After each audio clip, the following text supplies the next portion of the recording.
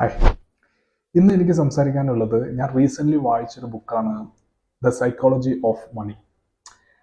ഈ ബുക്കിൻ്റെ ഒരു പ്രത്യേകത എന്താണെന്ന് പറഞ്ഞിട്ടുണ്ടെങ്കിൽ നമ്മൾ ഒരുപാട് ഫൈനാൻഷ്യൽ ബുക്കുകൾ വായിച്ചിട്ടുണ്ടാവും, അല്ലെങ്കിൽ പല ഫൈനാൻഷ്യൽ ന്യൂസുകളും നമുക്കറിയാം, അല്ലെങ്കിൽ പല അനാലിസിനെ പറ്റിയിട്ടും കമ്പനി അനാലിസിനെ പറ്റിയിട്ടും ഇങ്ങനെയുള്ള കാര്യങ്ങളൊക്കെ നമുക്കറിയായിരിക്കും. പക്ഷേ ഈ ഒരു ബുക്കിൽ പറയുന്ന കാര്യങ്ങൾ എന്ന് പറഞ്ഞിട്ടുണ്ടെങ്കിൽ വളരെ ചെറിയ ചെറിയ കാര്യങ്ങൾ, അതായത് നമ്മുടെ ഒരു സൈക്കോളജി ഓഫ് മണി, അതായത് നമ്മുടെ കയ്യിൽ കാശ് വരുമ്പോൾ അതിനോടുള്ള നമ്മുടെ ഒരു സൈക്കോളജി എങ്ങനെയായിരിക്കണം, അല്ലെങ്കിൽ പൈസയോടുള്ള നമ്മുടെ ഒരു ബിഹേവിയർ എങ്ങനെയായിരിക്കണം, അതിനോടുള്ളൊരു ഇമോഷൻസ്, പൈസ നമ്മളിലേക്ക് കൊണ്ടുവരുന്ന ഒരു ഇമോഷൻസിനെ നമ്മൾ എങ്ങനെ കൺട്രോൾ ചെയ്യണം, ഇങ്ങനെയുള്ള കാര്യങ്ങളൊക്കെ പറ്റിയിട്ടാണ് ഈ ബുക്കിൽ സംസാരിച്ചു പോകുന്നത്. അതേപോലെ തന്നെ ഈ ബുക്കിൻ്റെ മറ്റൊരു പ്രത്യേകത എന്ന് പറയുന്നത്, ഇതിൽ പറയുന്ന പല കാര്യങ്ങളും ഭയങ്കര കോംപ്ലിക്കേറ്റഡ് ആയിട്ടുള്ള കാര്യങ്ങളൊന്നുമല്ല സംസാരിക്കുന്നത്. വളരെ ഏതൊരു മനുഷ്യനും വായിച്ചു കഴിഞ്ഞാൽ വളരെ വ്യക്തമായിട്ട് മനസ്സിലാവുന്ന രീതിയിൽ പല കാര്യങ്ങളും പറഞ്ഞു പോകുന്നുണ്ട്. അതായത് മണി കോമ്പൗണ്ടിങ്ങിൻ്റെ ഒരു എഫക്റ്റ് എന്താണ്, നമുക്ക് ഏതെല്ലാം രീതികളിൽ ഇൻവെസ്റ്റ് ചെയ്യാം, അതേപോലെ തന്നെ ഇൻവെസ്റ്റ്മെൻറ്റും ഈ മണി കോമ്പൗണ്ടിങ് ഒക്കെ കൊണ്ട് മാറ്റി വെച്ചാലും നമുക്ക് ഡെയിലി ലൈഫിൽ ക്യാഷ് നമ്മുടെ കയ്യിൽ വരുമ്പോൾ അതിനോടുള്ള നമ്മുടെ ഒരു സൈക്കോളജി എങ്ങനെയായിരിക്കണം, അതിനോടുള്ള നമ്മുടെ ഒരു ബിഹേവിയർ എങ്ങനെയായിരിക്കണം, അതിനെ പറ്റിയിട്ട് വളരെ വ്യക്തമായിട്ട് ഈ ബുക്കിൽ പറയുന്നുണ്ട്. സോ അതൊക്കെയാണ് ഈ ബുക്കിൻ്റെ ഏറ്റവും വലിയൊരു പ്രത്യേകത. അതേപോലെ തന്നെ ഷോർട്ട് ഗെയിൻ, അതായത് ഒരുപാട് വർഷത്തേക്ക് നമ്മൾ ഹോൾഡ് ചെയ്യാതെ നമുക്ക് പെട്ടെന്ന് നമ്മളൊരു സ്റ്റോക്ക് മാർക്കറ്റിൽ പോയിട്ട് ഉണ്ടാക്കുന്ന ഗെയിനും, അതേപോലെ നമ്മൾ ഒരുപാട് വർഷം ഹോൾഡ് ചെയ്തിട്ട്, അതായത് ഒരു 10 വർഷം അല്ലെങ്കിൽ ഒരു 50 വർഷമൊക്കെ നമ്മൾ ഹോൾഡ് ചെയ്യുമ്പോൾ നമുക്ക് കിട്ടാൻ പോകുന്ന ഒരു വെൽത്ത് എന്നൊക്കെ പറയുന്നതിൻ്റെ ഒരു എഫക്റ്റ്, അതായത് ഒരു മണി കോമ്പൗണ്ടിങ്ങിൻ്റെ ഒരു എഫക്റ്റിനൊക്കെ പറ്റിയിട്ട് വളരെ വ്യക്തമായിട്ട് ഈ ബുക്കിൽ പറയുന്നുണ്ട്.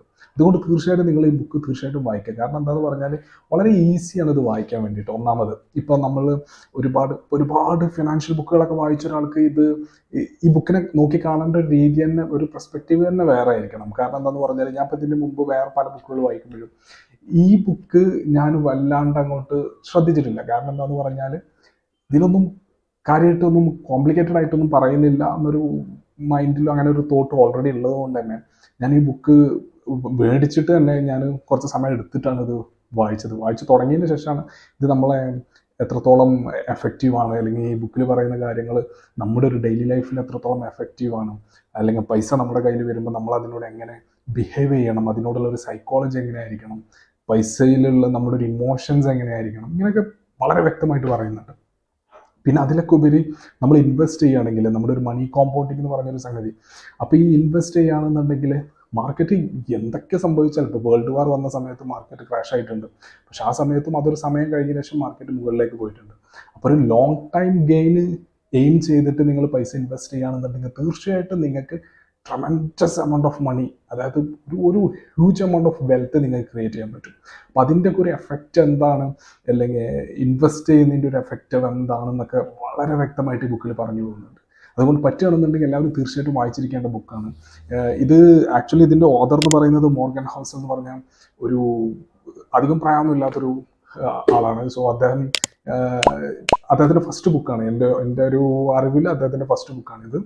അപ്പോൾ അദ്ദേഹം ഇതേപോലെ വാൾ സ്ട്രീറ്റിലും ഇവിടെയൊക്കെ വർക്ക് ചെയ്തിട്ടുള്ള ഒരാളാണ്. ട്രേഡിങ്ങിലും ഒക്കെ ഒരുപാട് ഇതിനൊക്കെ പറ്റിയിട്ടുള്ള ഒരുപാട് കാര്യങ്ങൾ അറിയുന്ന ഒരാളാണ്. അങ്ങനെയുള്ള ഒരാൾ വളരെ വ്യക്തമായിട്ട് എന്താണ് ആക്ച്വലി മണി, എങ്ങനെയാണ് നമ്മൾ പൈസ ഉപയോഗിക്കേണ്ടത്, പൈസയോടുള്ള നമ്മുടെ ഒരു അപ്രോച്ച് എങ്ങനെയായിരിക്കണം എന്നൊക്കെ പറ്റിയിട്ട് വളരെ വ്യക്തമായിട്ട് വളരെ സിമ്പിളായിട്ട് ആർക്കും മനസ്സിലാവുന്ന രീതിയിൽ പറഞ്ഞു പോകുന്നുണ്ട്.